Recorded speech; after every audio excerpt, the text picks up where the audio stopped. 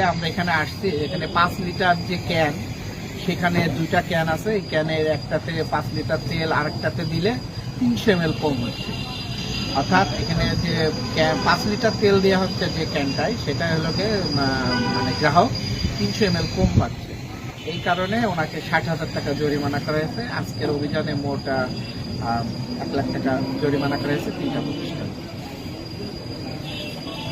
সাথে দেখার পরে এটা উনিও পেছনে ভিতরে ফেলাই দিয়েছে। আমি এসে নিলাম, এটাও 5 লিটার, এটাও 5 লিটার। পরে বলে এটা ব্যবহার হয় না, এটা এখানে ছিল, পরে বলছে এটা ব্যবহার করি। এইটার 5 লিটার আমরা যে তেলটা নিয়েছি, এই তেলটা যখন এই 5 লিটারে দিচ্ছি তখন কম, তখন এই 200 আর এই 100, এই মোট 300 দিয়ে আমার এখানে 5 লিটার পূরণ করতে হচ্ছে। অর্থাৎ যেটা ওইটা সেটা আপনার 5 লিটারে 300 ml কম। ওনাদের বিএসটিআই করা এই দুটা, কোনটা? এইটা। অথচ এই নতুনটা যেটা এখানে ব্যবহার হচ্ছিল, এটা বিএসটিআই করা না। আমার কাছে গোপন সংবাদ ছিল যে ওনারা এটা 2টা ব্যবহার করে, মানুষ গেলে একটা দেখায় আর একটা। এবং সবচেয়ে আশ্চর্য বিষয় দেখেন, উনি কি বলবো, এটা যদি বিএসটিআর অনুমোদন উনি বলতেছে, অথচ আমি ঢোকার সময় এইটাই উনি ওনার মানে যে ওনারা বসের পেছনে ফেলে দিতেছে। এটার কি কারণ আমি জানি না, এটা উনি বলতে পারবে। কিন্তু এইটা হলো সেটা, যে এটা 5 লিটার, বাট এইটা যখন আমরা এর মধ্যে ঢালি কম, সেটা আমার এই 200, 100, 300 ml দেওয়া লাগে।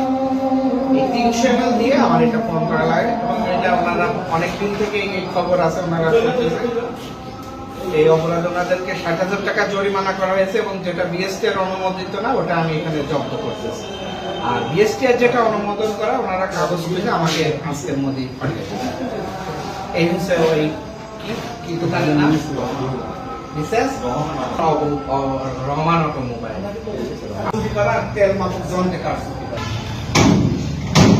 চুয়াডাঙ্গা দৌলতদিয়ার রহমান অটোমোবাইল, এখানে তেলে কারচুপি ওজনে কম দেওয়ার কারণেই কিন্তু ভোক্তাধিকার সংরক্ষণ অধিদপ্তর 60,000 টাকা জরিমানা করেছেন।